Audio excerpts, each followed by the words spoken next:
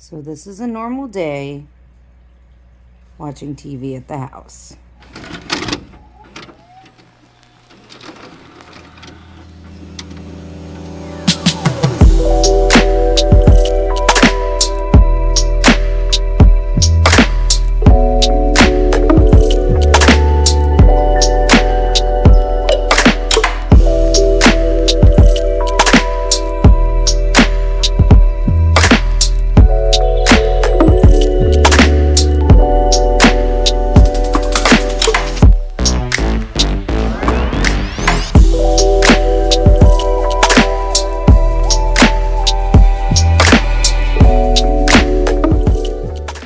What's happening, everybody? I'm Aiden, and this is the Lotl Love Show.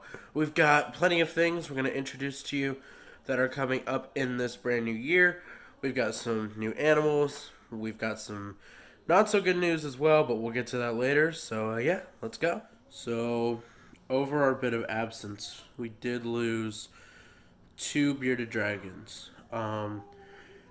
If you've been following Facebook, then you've probably seen some of the news about it, but our little baby Rosie, the red one, the red dragon, passed away, and then more recently the big bearded dragon Matilda, she also passed away. And with Rosie, and just like all baby reptiles in general, it's always a gamble. You never know exactly what's wrong with them, and you never know exactly how to fix it. And with Matilda, she had been so big for so long that we're wondering if something had happened to her heart and her body just couldn't take it anymore. But with that, with Matilda being gone, and she was our main chance for breeding, because we really want to try getting bearded dragon breeding up and running. With her being gone, we might get a new female, but we're going to be looking at a bunch of different morphs and everything to see what we can get. I don't believe we're going to be buying any really small, in terms of like age, like babies, very often anymore, because of how it's so risky with, anything could happen to them. And we did our best. We took care of them the best that we could, and this is just something that happens in the reptile world. You just lose some of them sometimes, and you gotta kind of pick up the pieces and move on from it. So, yeah.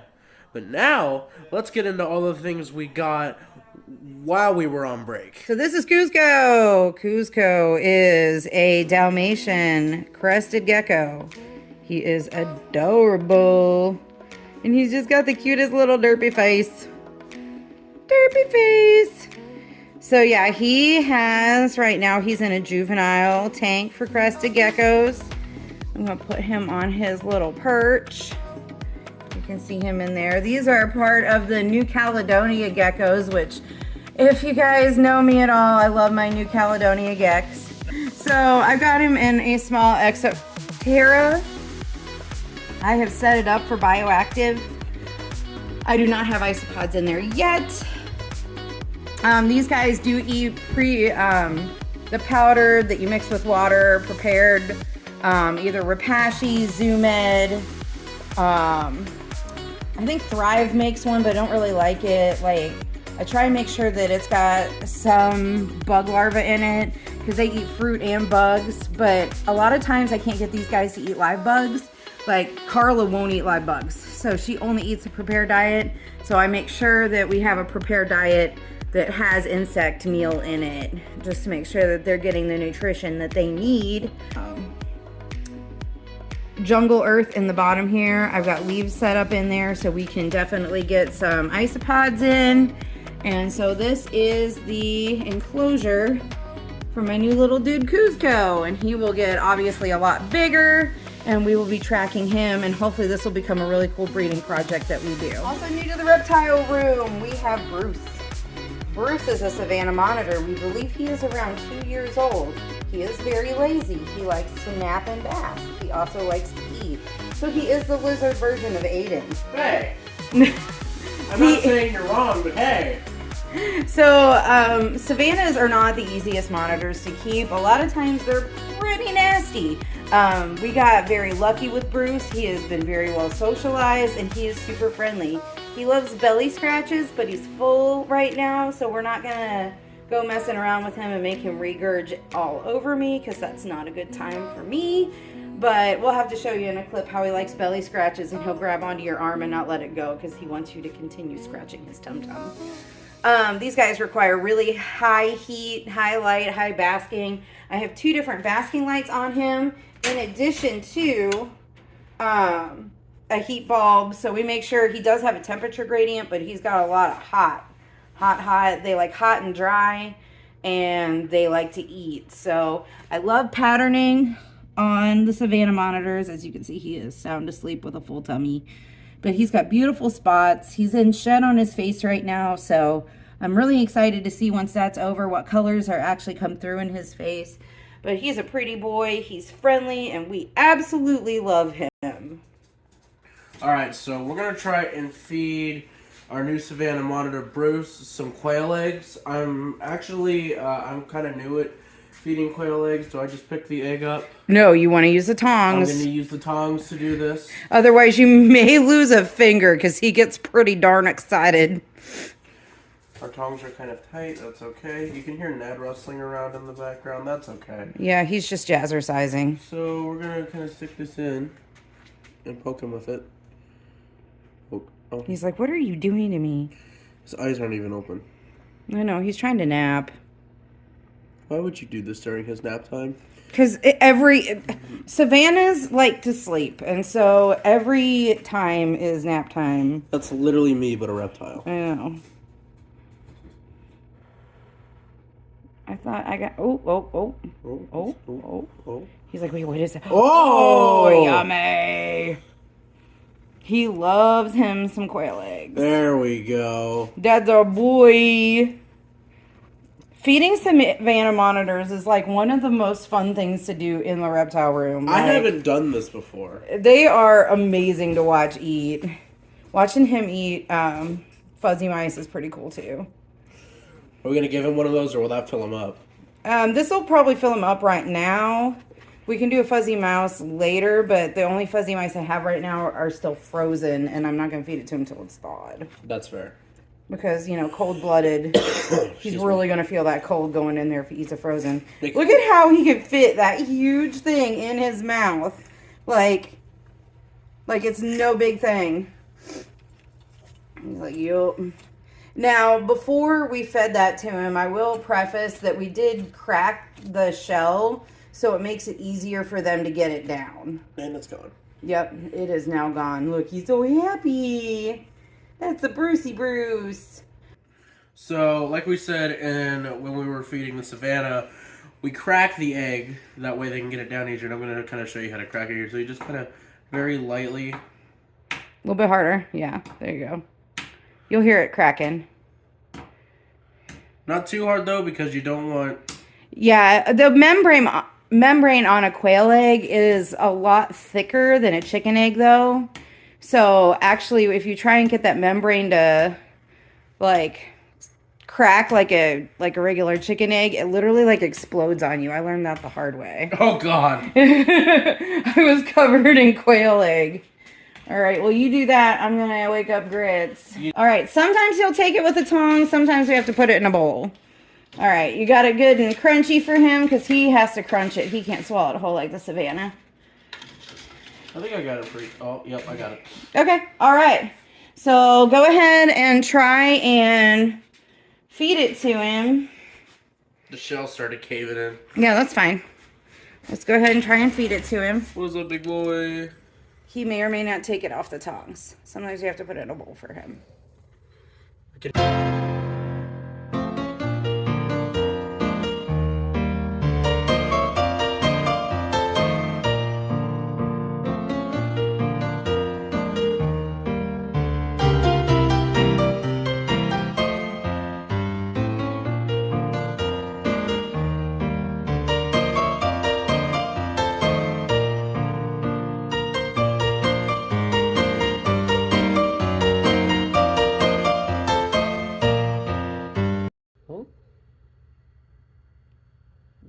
about it? Oh, he dropped it. That's okay. But he still got it. He'll nom it. He looks so happy. And he'll get that thing down with a few little quick nom-noms. It takes him a minute to do it. Oh, like when we first got him, there's no way he could have downed a quail egg, and now he's like a beast about it. Just gotta give him a minute and he'll Yeah, he'll work it. there he goes. Yeah, like I said, he doesn't stretch out and open his mouth as much as the Savannah does, but he will get it down. He usually crunches it. He looks like a dog, like carrying a bone around the backyard. Oh my god, he really does. Nom. See, he's crunching it now. See how he does that? And since you already crunched some of it, it makes it easier for him. Mm-hmm. But this also gives him some enrichment, too. But you definitely want to give it to him whole. Even though they do like the insides, the outsides do have a lot of nutrients in them, too, for them. The shells. Oh, membrane just popped. Yep, and he'll lick it up out of his bedding, too. See? He's like lapping it up like, oh, this is so good. It's like a dog in a water pond. Mm-hmm.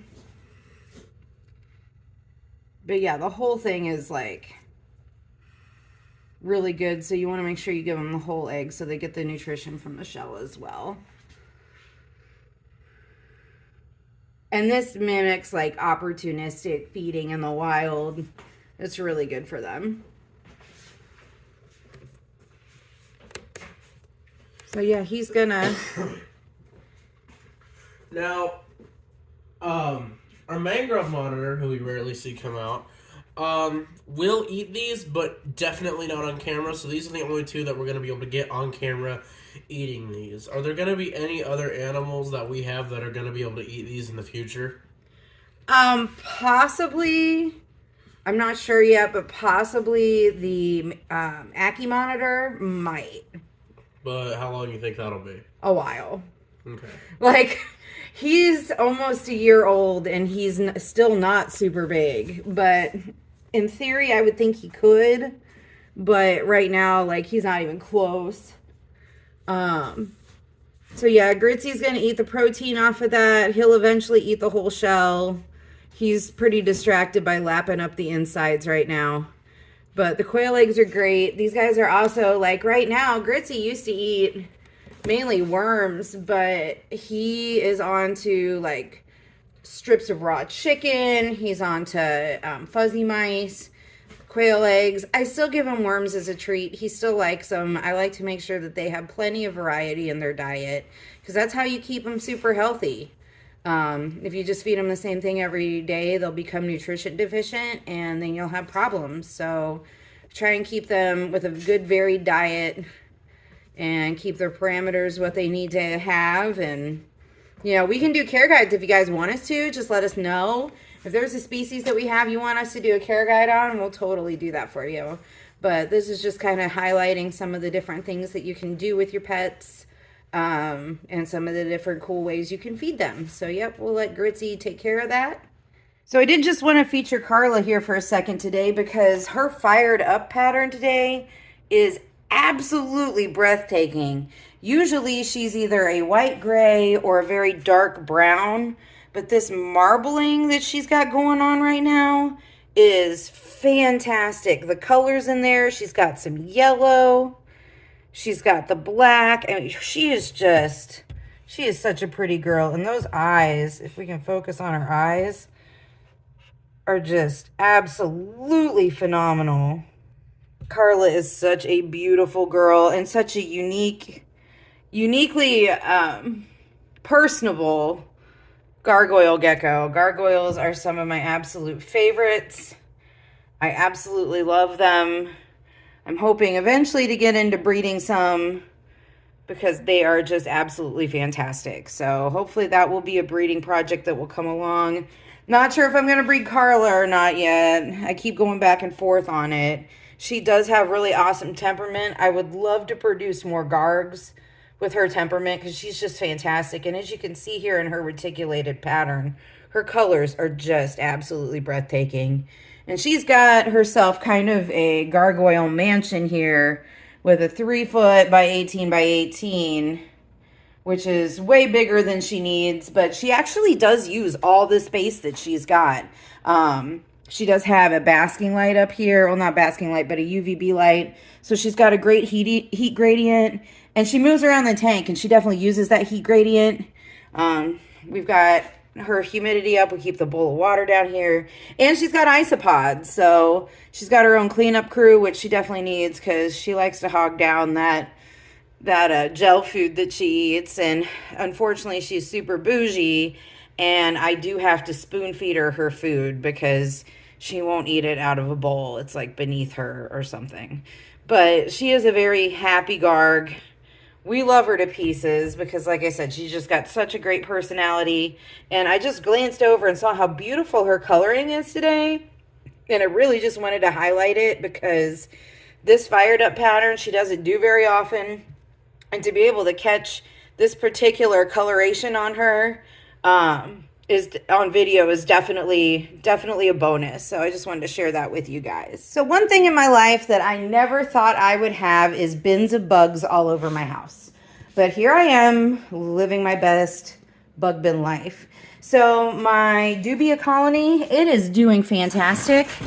I have all of the dubias. So many dubias everywhere. I actually need to clean this bin out and probably divide into multiple colonies at this point because I just got a lot of them. A lot of dubias. It's so funny though, when you have them, it's like you get anxiety about feeding them off because like you feel like, I don't know, it's just weird. Like when I go to feed them off to my lizards, I get anxiety about it because I'm like, I worked so hard to breed these guys and now I'm just feeding them away. Like, I don't know. So, and I've talked to other dubia breeders and they all feel the same way too. It's like, I just let my bugs multiply for like ever and I don't do anything with them because it's like every time you do, you're like, oh no, I'm killing my colony. But I have been feeding some off and I order new breeders about once every 2 months to throw in there just to make sure that the colony is thriving, but it's done great.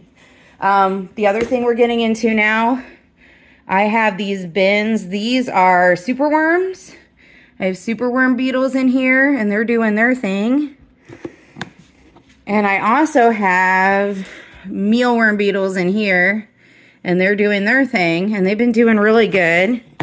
And the other thing that I'm super excited about, my friend Megan at Bugs and Balls set me up with a really awesome lottery mix isopod enclosure.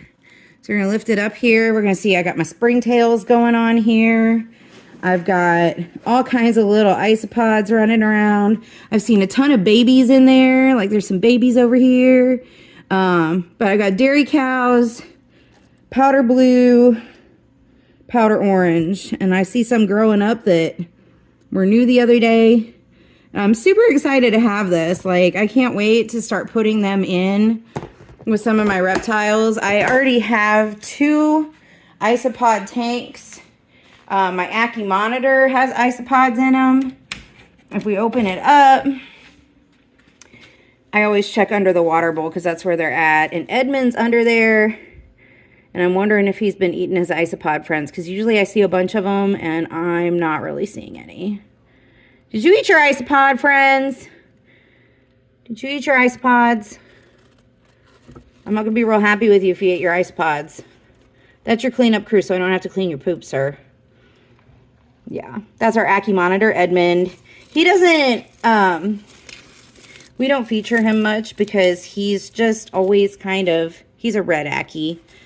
He's not the most handleable, like, oh, there's some isopods. Okay, we still do have some. All right, Edmund. Yeah, he's absolutely beautiful. But we don't feature him much because he's more of a sit back and look at animal. I can handle him, but not a lot of people can. Just because he's kind of skittish.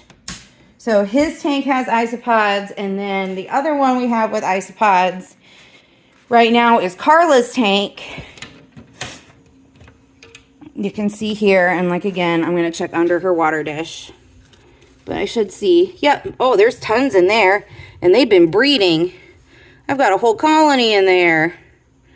I might actually have to pull some and throw some over in Edmonds, because I got tons of babies in there. That's great. I haven't even looked for a while, so I had no idea we were doing that well. But yeah, her tank is thriving. So that's awesome. I have hopes. I'm going to put isopods in with the crested gecko, and then also I'm in the process of converting Lucille's tank to bioactive too. And you can see her kind of poking her head out there checking out life. So yeah, that's my plans. I'm going to take those 2 tanks bioactive as well. Thanks for watching. If you did enjoy it, please be sure to leave a like and subscribe to the channel so you can get updates on all of the new videos. You want to make sure you follow our social media pages, Facebook, Instagram, and our Patreon for exclusive content on there. This is Penelope, and we're going to be signing off. See you next time.